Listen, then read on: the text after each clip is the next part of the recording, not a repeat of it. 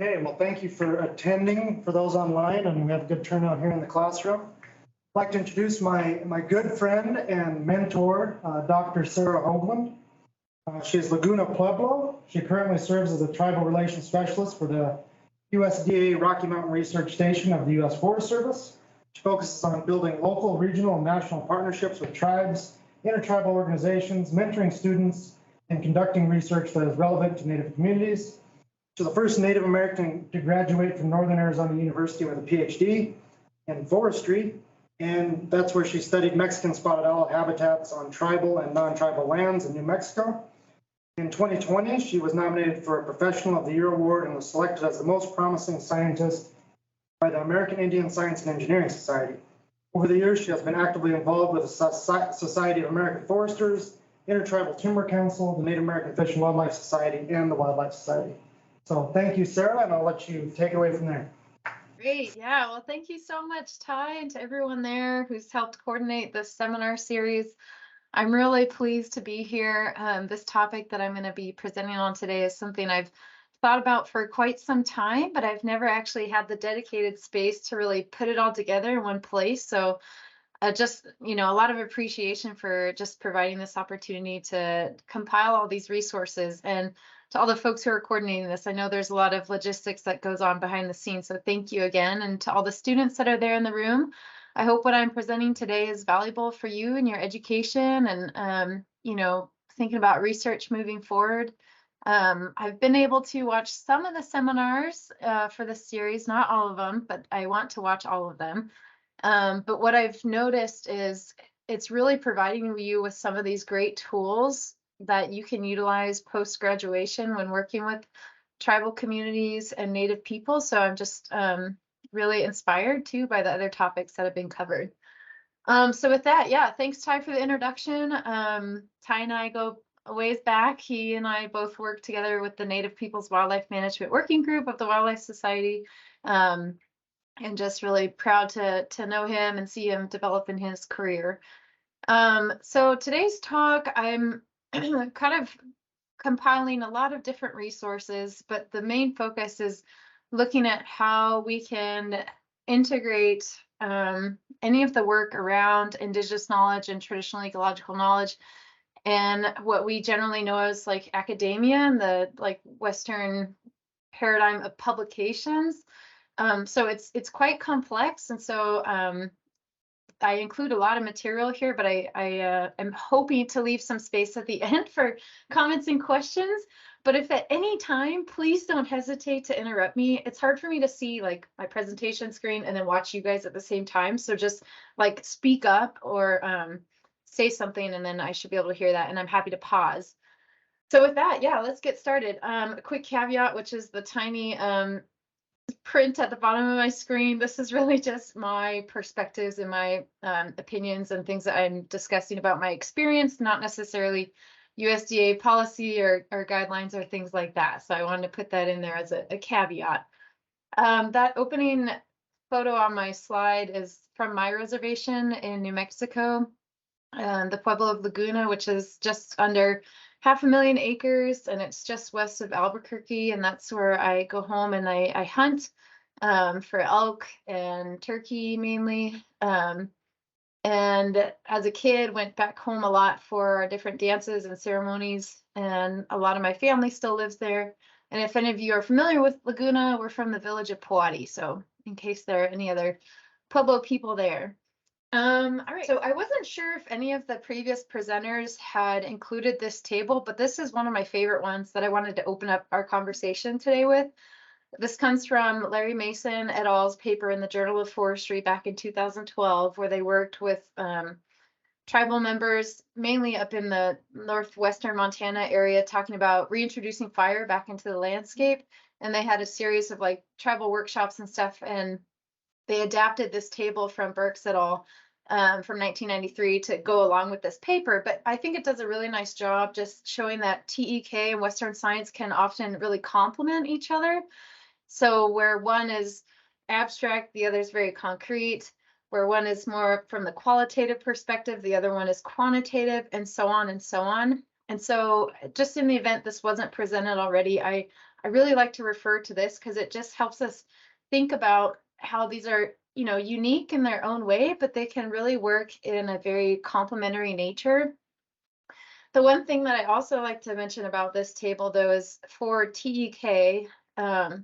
Unfortunately, a lot of TEK is rapidly disappearing right now because it's so intimately connected to native language and culture and traditions, which is tied to our relationship to place and our existence on the land. So it's all kind of intertwined. But I will say that TEK is, just because native languages are so threatened right now, it is on this like brink, and it is, in some ways rapidly disappearing, but we're also actively building TEK too.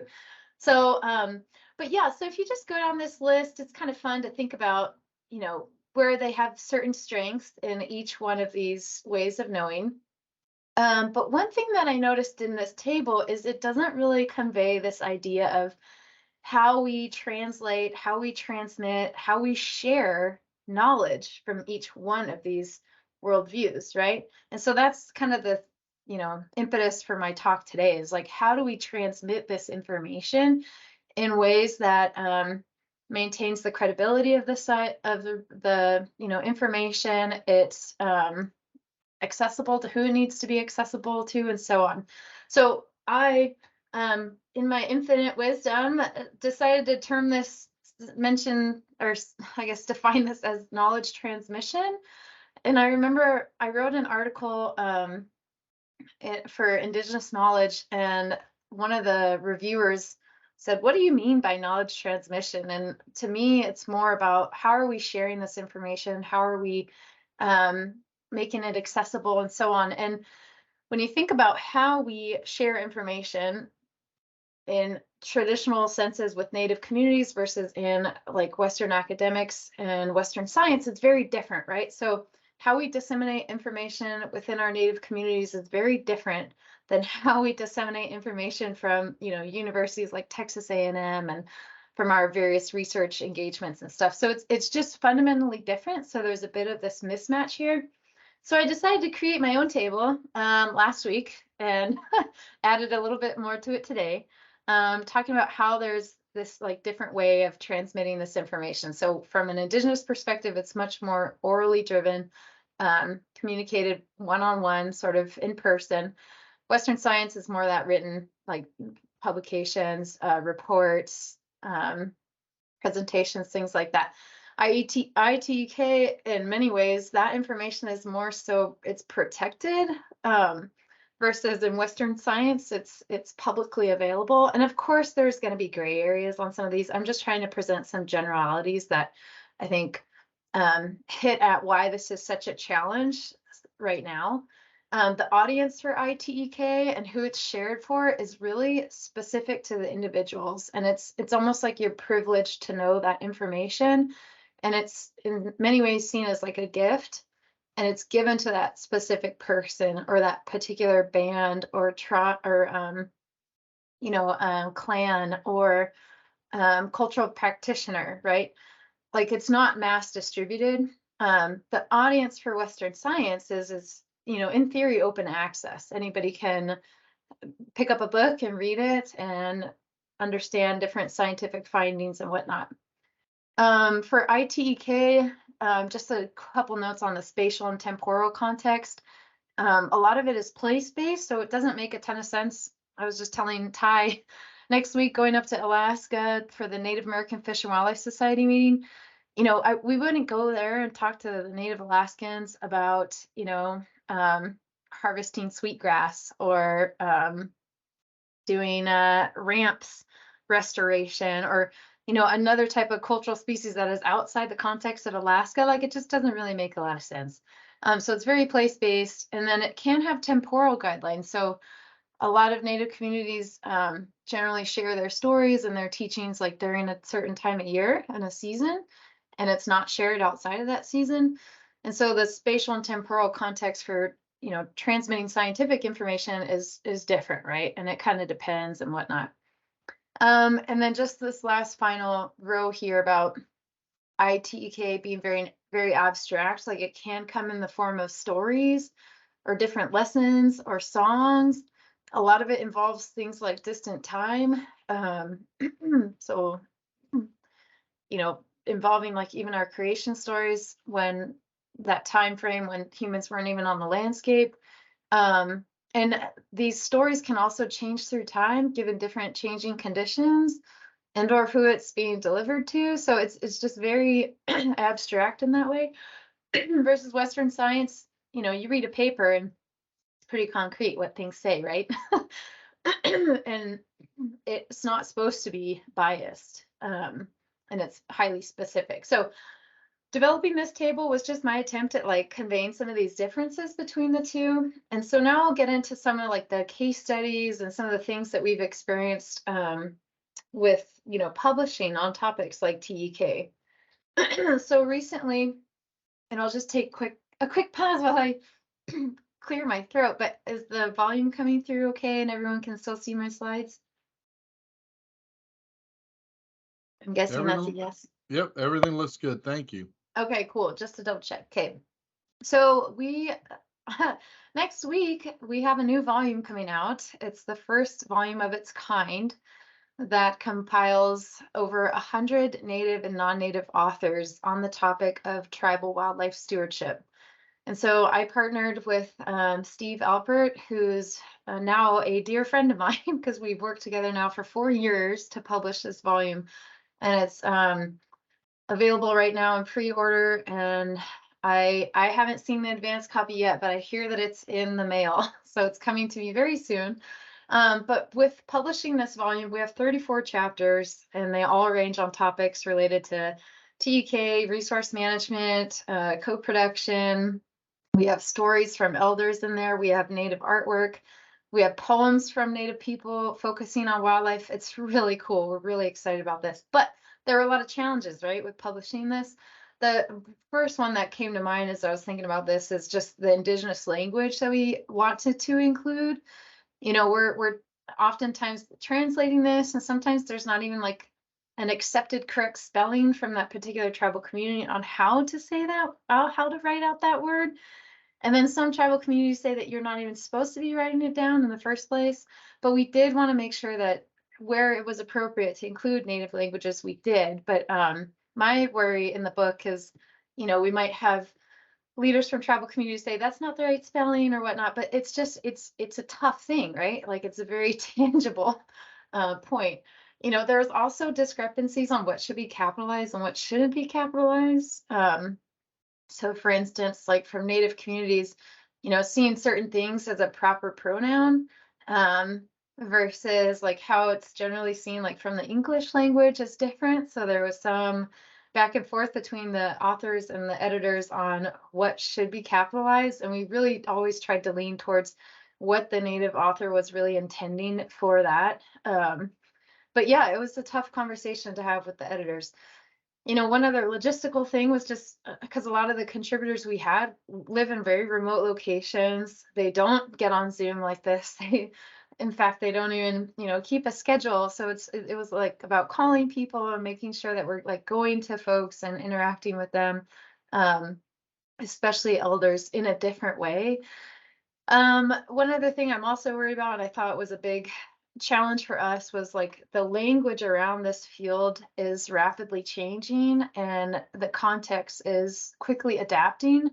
So even things that we included, like an entire section on co-management and co-stewardship, is now, from what I've been hearing in other native circles, isn't really the best term to use. And so that's also just it's a facet of it being a field in high development right now.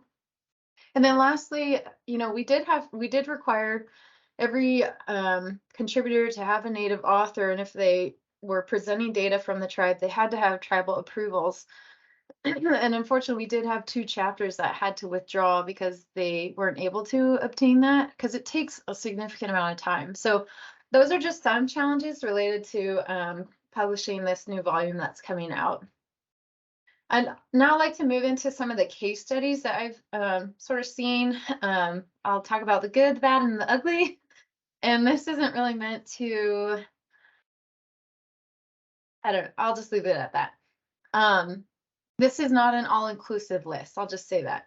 But some of the good examples that I've noticed, Jean and Sarah Rankovich, I messed that up, but Sarah's work, I think she's done a really great job, and there's a million other great authors out there, but I really think these two in particular, especially for wildlife, are really great examples.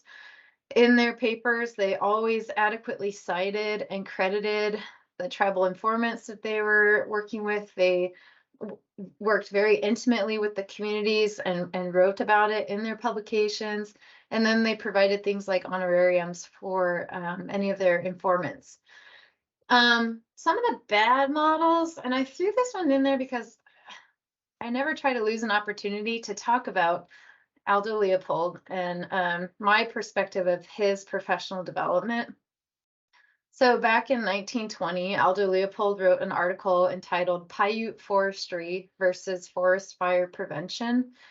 And this was at the time right after the big burn had happened in Montana, and the U.S. Forest Service was just starting out as an agency. And in Aldo Leopold's paper in 1920, he's really trying to make the case to say we need to prevent all forest fires and extinguish every fire that starts, because then we won't have trees. And he was sort of putting down the idea of light burning that a lot of the Paiute tribes in Northern California were burning at the time. And so Aldo Leopold sort of set the precedence for 100 years of fire suppression. And in that article, he even states, it is absurd to think that the Indians fired the forest with any idea of forest conservation in mind. And there's just, a lot of his early writings, I think, were really unfortunate. And they, it's just, I just think that we need to think critically about especially Aldo Leopold's early writings and how it has impacted the field of conservation, and to just think about it in a very critical lens. But the Association for Fire Ecology, that's what AFE stands for, they're doing some historical reprints. And what we're trying to do is look at identifying places where they've essentially, those old articles have like erased the indigenous presence on the landscape through their writings, and discounted how Native people were coexisting in those places. So AFE is actually taking a pretty advocate role right now, and right now we're working on a manuscript where we're really trying to now more center the narrative on indigenous perspectives in fire, and making sure that those voices are heard in contemporary times. But yeah, a lot of that previous work early on, even in the field of conservation, as far as how it, integrated Native ways of knowing, or TEK, oftentimes was very destructive to Native communities. And I'll just say the ugly, there are some contemporary articles that come out too that just, from my perspective, do a pretty poor job of representing tribal values and worldviews. Some of these examples, they don't include their tribal informants, who are critical components to the success of their research projects, as co-authors. And that is very frustrating to see. They don't cite the tribal resolutions or any of the tribal IRBs. So whether or not they even exist, it's hard to even tell from the publications. And then any of the tribal permits that they, should have obtained. And then it's not even clear in some of their papers how the tribal community could review some of their findings. And in one case, this is from either an individual tribe or multiple tribes. And then even getting, reviews from the Bureau of Indian Affairs, which is included in some of these research papers. So I think the point that hits home the most is like, and I've had conversations with other Indigenous scholars about this, is it's really like, in these instances, it's white settlers and some are anthropologists that receive the professional credit for the work that's actually being done by the tribal communities themselves. So it's really an extractive model, and it just makes my stomach hurt thinking about it. So anyways, the good, the bad, and the ugly, there's that. So now I'd like to transition to the Wildlife Society and what they're doing with their new edition or their special edition on TEK with the Journal of Wildlife Management. And I think folks will admit, it was off to a little bit of a bumpy start because this is quite challenging, right? I mean, recognizing that table that I presented earlier, it's trying to fit one model into another, and it's not always going to work perfectly. And this was the case with the Journal of Wildlife Management. So it was a bumpy road to start, but I think they're off to a better place now.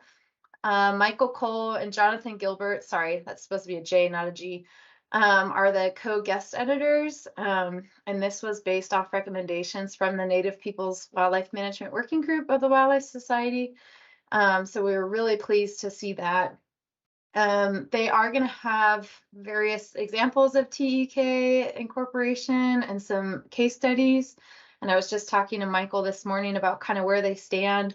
They're getting their full submissions due in October, and then the final issue will be out next, I guess, in spring 2024. So all of you that are interested in this topic, maybe you'll check out that special issue when it gets published.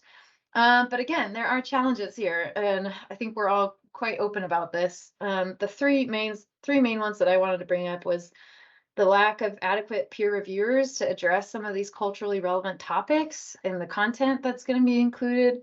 It's kind of like our bottleneck right now.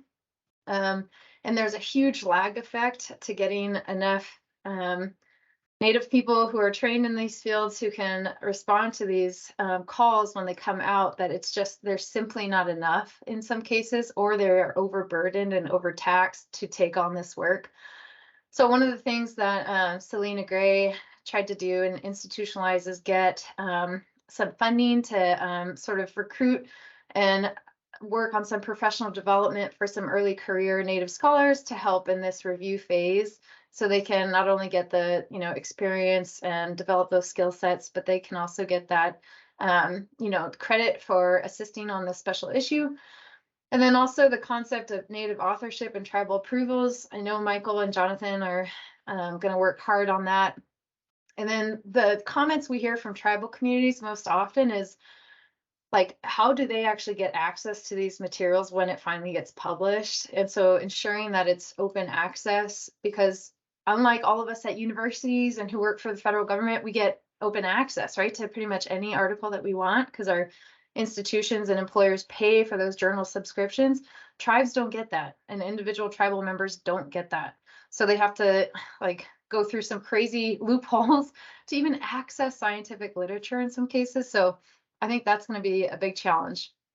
A couple of positive things on what other journals are doing out there. I had mentioned the Association for Fire Ecology and their disclaimer that they're putting at the very front of any web versions of historical articles that are being reprinted. Like, they say a very nice disclaimer about potentially racist comments or content. So I think those disclaimers are really good, just to sort of warn the reader that, we recognize these things as a publisher, and, we don't want to discount the information that's in this resource, but we do want people to be aware that there is some of this content that we should be learning from. I've seen some journals start to require positionality statements from authors. That's more on the social sciences stuff. But the Canadian Journal of Zoology, I just want to do a quick time check. Okay, the Canadian Journal of Zoology from Canada Science Publishing, I think, does a really nice job. They have an optional section that authors can contribute in their papers that talks about community engagement. And they have an entire webpage dedicated to understanding kind of where you fall on the spectrum of community engagement. And it's just a really great resource. So it's cool to see some journals, kind of being proactive about having authors respond to some of these things. So I really like that example coming from that journal. The other fun thing I want to talk about was some new research that's come out about, well, how do we even cite our elders? How do we do this? And I just really liked Laurisa's paper that she put out on this topic. So I wanted you all to be aware of this if you haven't seen it yet. But in her paper, she mentions that these templates that she's bringing forward, she envisions them evolving over time. So this might not be, you know, the final deal, but it's a great improvement compared to what we had before. Because as you all know, like how we cite individual people or communications in our publications is just the name, and then you say personal communication and the date, and then that's pretty much it.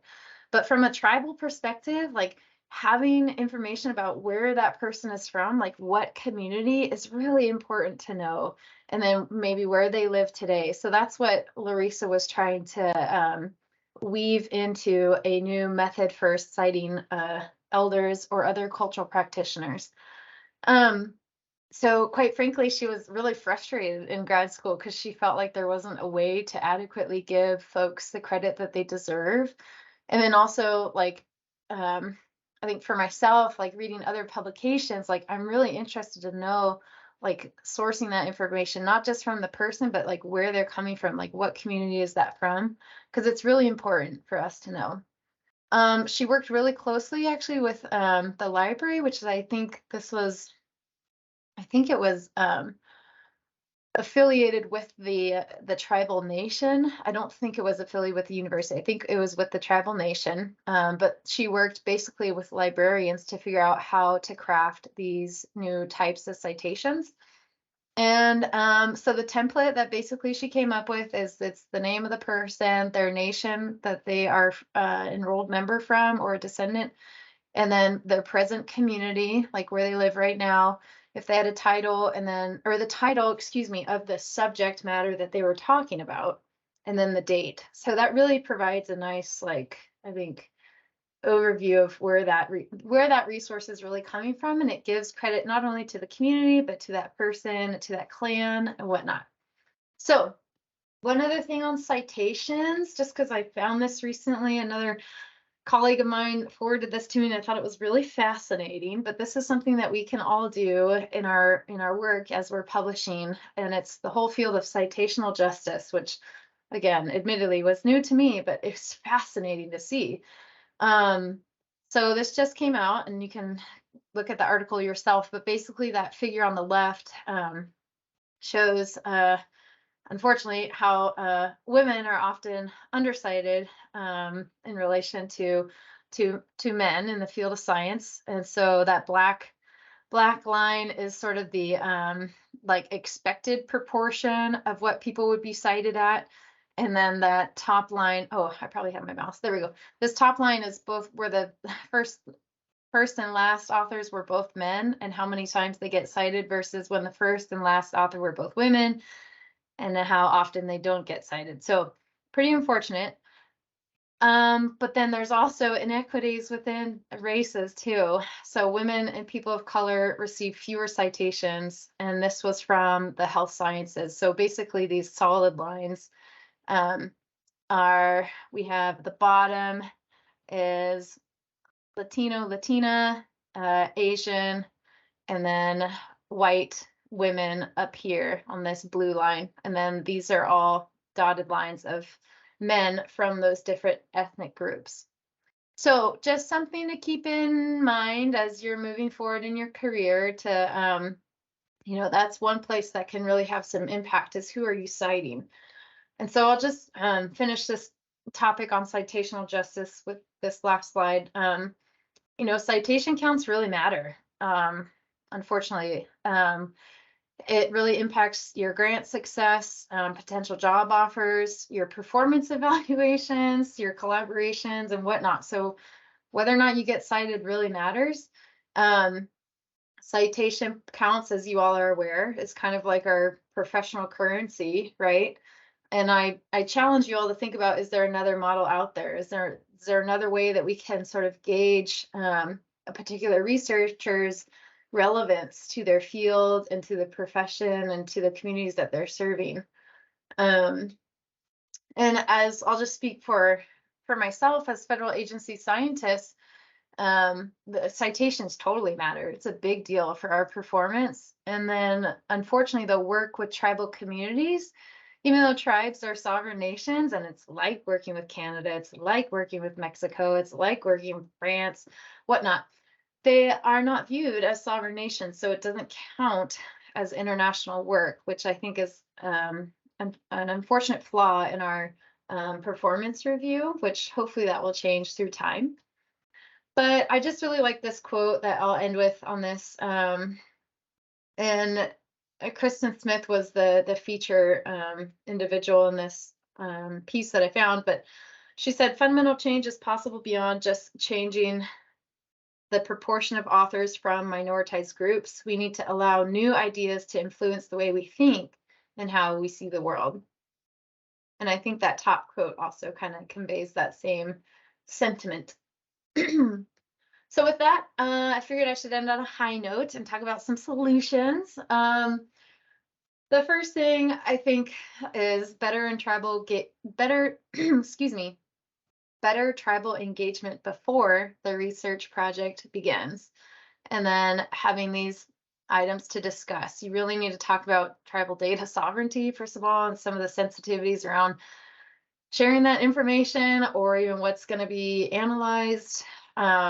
I really think it's important for us to make sure that the benefits of co-authorship are shared with our tribal informants.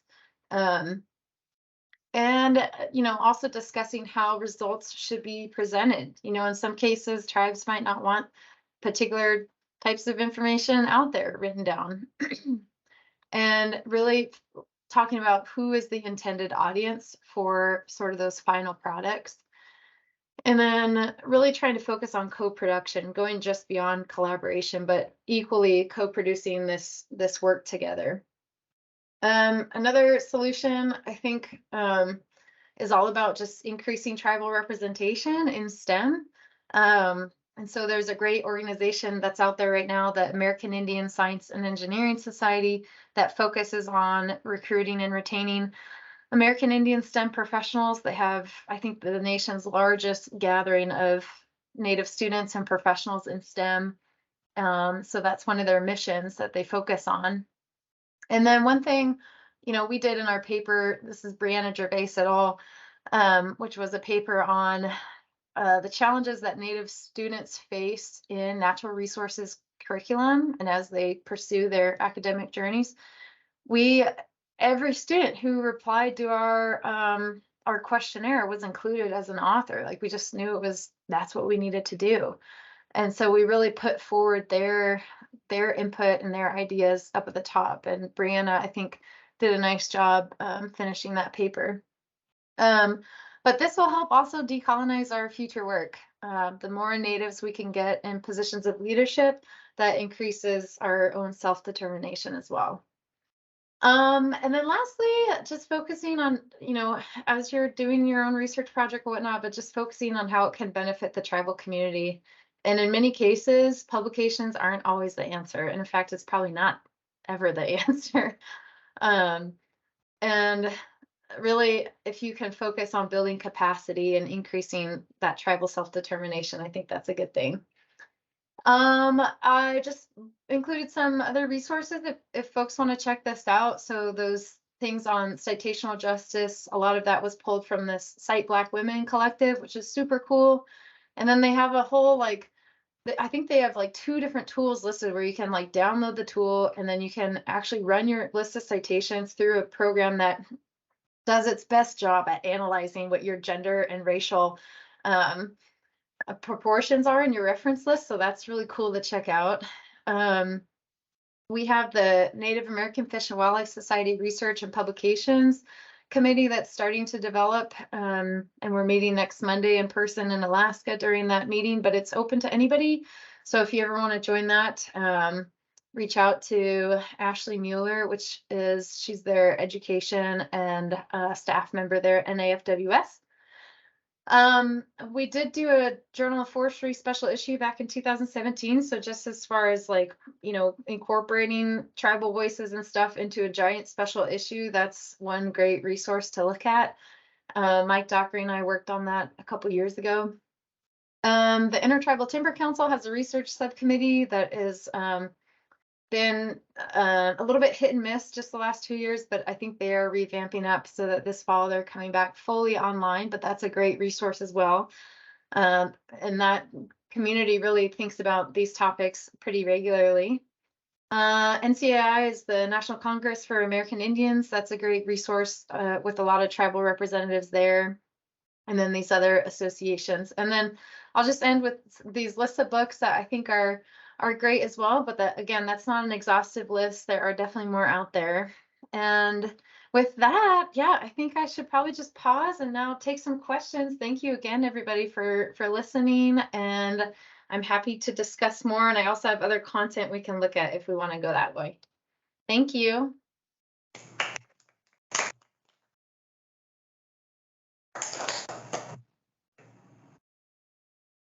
Thank you, Sarah. Yeah. We have a question in the room here. Go for it. Yep. For some reason, I can't see you guys anymore, but I think, yeah, I'm listening. Not seeing you though. Well, I'm here in the back. Thank you very much for your presentation. It really helped us. I myself and some other colleagues are writing a grant for NSF in which we are partnering or attempting to partner with several Native groups to learn or co-learn about wildfire and in general fire. Mm-hmm.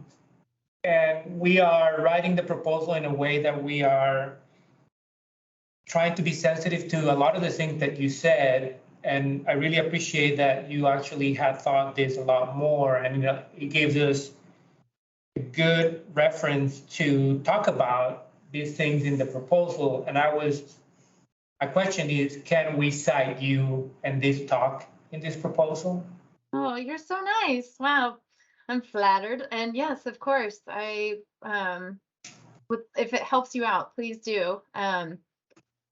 This manuscript that we're working on right now, I could actually probably pull up the title and stuff, but it's something about centering Indigenous voices around wildland fire and fire management, prescribed burning, things like that. But it came out of there was the 14 historical reprints that came out from the Association of Fire Ecology, and luckily, an Indigenous scholar in Canada actually flagged it and said, how come you guys are putting these back out there? Like, there's some really racist content in this material, and we're just continuing to, add to this colonized approach of the current status of our forests. And so luckily that caught the attention of the Association of Fire Ecology, Diversity, and Equity Committee, and they quickly responded. And then they were the ones that kind of built this small cohort of folks to then review these articles and identify some of those instances and then work on this manuscript to address some of that. So yeah, if it helps your proposal, I wish our manuscript was out right now and you could cite it right now, but it's not.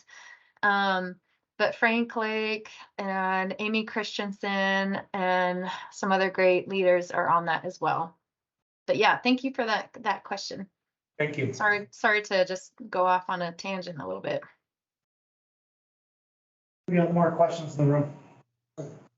Hi, thank you for a great talk. I really enjoyed. I'm doing a similar research in Nepal on indigenous tribe, and the way you talked about citation, I was just wondering if the kind of example you showed is something I could use to cite. Is it already is it already acceptable to cite in that way? Yeah. Okay. Yeah, that's great and cool to hear about your work. That's really neat. I want to learn more. But yeah, the Larissa McLeod's paper came out in 2012, and I can make sure Ty or somebody else gets it. But yeah, you could also look it up. But I think she provided MLA and APA examples. So yeah, I have seen it in practice in some journals since then. So yeah, I think it's totally relevant to use that template. Thank you very much. Yeah. So, Sarah, following along that, my question is, you presented a very interesting kind of a North American approach. Is this also going on, other areas of the world and similar sorts of efforts trying to take place in other indigenous populations? Yeah, I wish I knew the answer to that question, but unfortunately, I don't have a ton of experience on this topic as it relates to other Indigenous communities throughout the globe. But I think Canada and Australia, I mean, not to like throw the US under the bus, but there's a lot of great examples that come from Australia and Canada, and then even New Zealand too, where they're advancing in some of these fields. So in some cases, we're kind of following their suit and looking at what they're doing, and we're playing catch up. But yeah, I would say those were some examples that I can think of. But unfortunately, I just don't work in those realms as much. But the Ecological Society of America, their TEK working group, I know has specialists from different places throughout the world that might be able to be a resource for you. So if you wanted to look that up, maybe that could be a resource. Yeah, I just was wondering, I mean, if there were efforts within the UN or other, locales that are trying to advance these kinds of thoughts in our scholarship. Yeah. Well, there is the UNDRIP, the United Nations Declaration on the Rights of Indigenous Peoples, that we can all refer to that hit on some of these topics. So yeah, that's a great resource that we can all cite, UNDRIP. Thank you. Yeah, these are great questions. Any other ones? I was just going to add to Bill's question that typically my experience is that the global South academic will follow the global North academic. So it'll spill over eventually if it already hasn't started. So I would guess that we're already starting to see some of that. Totally. Yeah, I agree with that. Sarah, I wanted to make a comment. You referred to the, I think it's the Molson table on traditional ecological knowledge, and I've seen it before. I think many of us have. Good. But I really like the way you sort of translated the operationalizing that or implementation of that. So really, it's more of a comment. I think a research note or what have you of your sort of translation, what you presented here. I know you just finished it today or working on it. I think that'd be kind of interesting and value added, just because for me, it kind of helped pull things together. Yeah, and I think I generated that just because I was trying to think about this topic, and it's like, okay, well, no wonder there are so many challenges here. It's because they are shared in different manners and in different ways and different settings and contexts. And so yeah, it just helped me building that table. So, but thank you for that. Yeah, and I was considering that if I should put it together enough so that it's available for folks to look at. So I'm totally open to constructive criticism. If something isn't clear in that table, please reach out to me and let's work on a paper together. Let's co-author something. No, that sounds great. But again, I just thought it was a real good way to, because again, you see, I call it the theory, right? But being able to say, okay, but this is how it translates or operationalizes was helpful to me. So I think even a short note from you into the literature would be helpful, and it helps with your citations. Yeah. Oh, totally. Right. Yeah. Exactly. I know. Well, I think there's a question online if you want to read that. Sure. Sarah online has a question, and she asks, are you seeing positive, negative, or lack of change in regards to citing TEK providers in research? Oh, wow. That's a great question. Thank you, Sarah. Oh, I don't know. There's a lot of Sarahs here, man. Yeah. Sarah Ann, boy,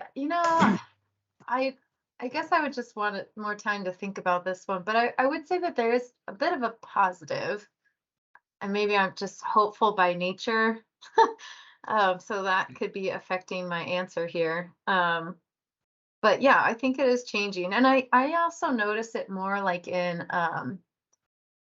like general settings, like even like this. Like I remember giving, because when I was a PhD student, one of the forestry professors wanted a TEK talk for, whatever class. And they're like, well, would you be willing to give it? And so I did. And it was to undergrads. And it was interesting, like just the questions I was getting back. It was like people didn't even understand that tribal communities are sovereign nations. And we have a distinct federal trust responsibility to to work on a government to government relationship with tribes. And so, and it reflected in like the questions that I would get back at that time. And that was a decade ago. But now I really feel like the narrative and people are just more informed and better educated about the history of the United States. They're much more sensitive and empathetic about what actually happened here. And so I think there is this positive sea change that is happening, and it's for the better. Like I really think that it is, because the one thing I didn't mention about that table, which I love so much, but like really if we're able to complement TEK and Western science together, I think that we can address some really challenging environmental issues, and that's what it's going to take. So yeah, I think Sarah Ann, to answer your question, basically I would say, yeah, I've been seeing a positive change. I'll just add on to your comments, Sarah. I have one lecture in my Techniques of Wildlife Management class on TEK, and it's by far, I think, I get the most positive feedback on that lecture throughout the entire semester. So. Really? Cool. That's great. Well, and I think too, people are searching for, sorry to get on a little bit of a philosophy side note here, but like Western science have done a lot of great for, you know, our nation and people and society. But like, I kind of feel we've gotten to like a limit, like we've reached the upper limit of what science and through our Western science methods can teach us. Like there has to be some other thing that we can bring in to help bridge that next gap. And so, yeah, I just think that, I don't know, in many ways, we're in a good spot to really start to recognize other ways of knowing. Sarah, this is Roel again. You brought up a kind of a taboo topic earlier that I really appreciated, and it was the comment on Aldo Leopold. And I think for many of us in our profession, you know, we look at Aldo Leopold as this figure and this person that really represents a lot of different things. But there is sort of a not so great side to that philosophy or thinking. And I may not become popular here for what I'm about to say, but you know what you noted with regards to some of his early writings is it also true with regards to his interactions with communities of color, with Latinos, for example, also with private landowners. And so it's interesting, if you look at Leopold's writing over time, there was also kind of an evolution in his thinking over time. In 30, 40 years, his mindset sort of changed. And as a native of New Mexico and so forth, it's interesting that I think New Mexico had a lot to do with that. His time in New Mexico and marrying a Latina and so forth really sort of reshaped, I think, his thinking from the Northeast schooling that he received and so forth. So anyway, just kind of an interesting observation or note. And so, yeah, we mentioned that. Oh man, that's sort of something that maybe is not as popular, but it is something that happened and should be noted. Yeah, and like he said, though, he went through this evolution in his thinking. I think that's spot on. And I think it also makes the point to, you know, for anyone to, if you're interested, I mean, just thinking about stuff from a critical lens, because, you know, I went through the academic training more from a Western science perspective. So I thought Aldo Leopold was great too. And it was only until somebody in tribal forestry said, well, have you seen his 1920 paper? And I thought, well, I thought I saw everything Aldo Leopold wrote, and I didn't. And the first time I read it, I just almost couldn't believe it. Because I had such a perspective that was kind of grained into me through my curriculum and stuff, and whether or not that's good or bad, it just took me to think of it from a different light and think critically about it. But yeah, it's pretty fascinating seeing his change over time. Yeah, and well, again, we're going to get on a Leopold I know. discussion here, but the other thing that I find interesting is if you read Aldo Leopold's writings through time and so forth, and then compare it to Aldo Starker Leopold, his son, which I personally kind of like his writings more so, And it could be because he kind of had a very different perspective, in essence, being biracial, right? If so, anyway, just food for thought. You ought to look at some of the things he's written as well. Pretty interesting. Yeah, it's fascinating. We can always learn something, right? I think that's the bottom line. There's no end to like what we can learn and seek to understand, but it's fun knowing that we can't always understand everything. So it keeps us driving for that. But yeah, any other questions? This is really fascinating. We have another one in the room here, sir. I think this is just an experience hearing about the earlier topic. We were talking about how ITK is also gaining some based on scientific, what we call scientific journal. So I'm working with someone named Dr. Helena Jolie from University of British Columbia, and she worked with an indigenous tribe in South India, which also happens to be the same tribe where the Elephant Whisperer movie won the Oscars. Oh, yes. So Yeah. the same tribe, she worked with the same tribe. And I was pretty like, I was always thinking like, something like ConBio would have a paper with all the like p-values, all the scientific thing and all, right? Her work is exactly the way, you were talking about, like the stories, the oral histories, the poems, that like was accepted in one shot, not even a single editing. So it was to me really fascinating because I was not expecting like, oral, that kind of stories would be, such kind of qualitative findings would be published in something I considered really like, scientific and all the maths and all. So it was interesting to see that happening. And I'm taking that as my like, backbone kind of methodology. So I'm excited about that as well. That's cool. Thank you for sharing that. Yeah, there's all kinds of forms of delivering this information. And I think I admittedly get very captivated by stories, and especially when it's from tribal communities. So that's where I get a lot of my, understanding of the world. And it's, thank you for sharing that. Cause yeah, this is, I hope that you can continue having that as a backbone, I guess.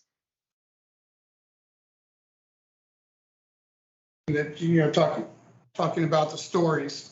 I had a member of the Council of Environmental Quality tell me one time, he said, Bill, no matter how you're writing, you need to be able to tell a story. And if you could tell a story, then you can engage somebody's imagination.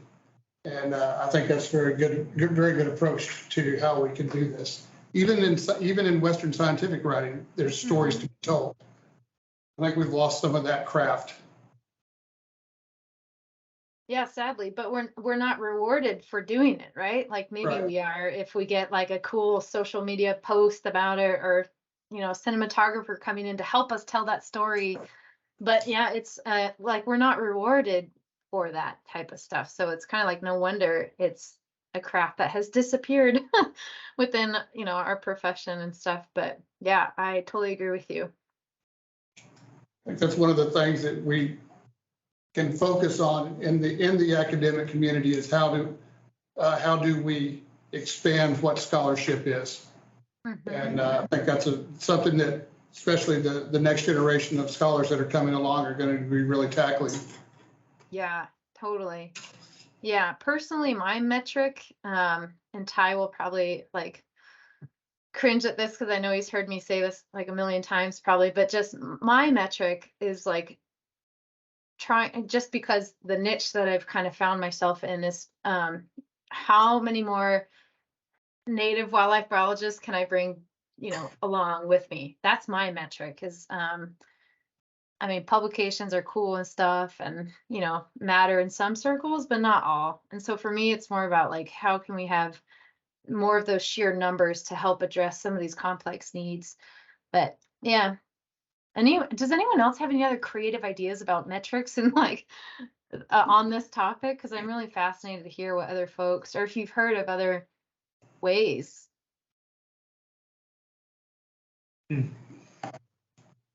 Fortunately, no. It's okay. It's okay. I just figured I'd ask. Okay. Well, great. Any other questions? I really appreciate this again. Go ahead. Do we have any online, Roel or Sarah? No, nothing online, but again, this has been a wonderful conversation. And Sarah, appreciate you sharing your thoughts and and experiences with us today. So again, it's been a really great seminar for us this semester, and having speakers like you have added to that. So thank you so much. Yeah, well, thank you again. And just a note to everyone in the room, they're working so hard on various topics around conservation. Just thank you for what you all do, because it's not easy. And I know it takes a lot of bandwidth and effort and true grit getting some of that stuff done. So keep up your good work. And yeah, thanks again for the invite. And Ty has my contact info. Thank you so much, Sarah. Thank you. Thank you very much.